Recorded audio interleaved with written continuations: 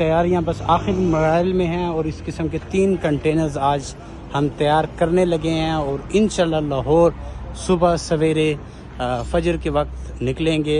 अली अमीर गड्ढापुर की क़यादत में ये काफ़िला रवाना होगा और ये लाहौर जलसे के जो कंटेनर्स हैं वो तैयार हो रहे हैं। इस किस्म के 3 कंटेनर जो हैं हमारे तैयार हो रहे हैं और साउंड सिस्टम और तमाम तर चीज़ें जो हैं वो तैयार इसके ऊपर लगेंगे। अलहदा मज़दे तैयार किए जा रहे हैं जिनके ऊपर साउंड एक्स्ट्रा लगेगा।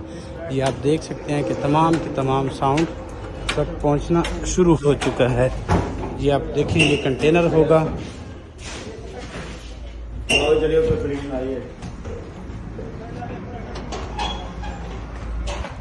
ये साउंड आना शुरू हो चुके हैं। हर कंटेनर के साथ 2 मज़दे होंगे जिनके ऊपर साउंड होगा। बड़े हैवी किस्म का साउंड इस वक्त मंगवाया है।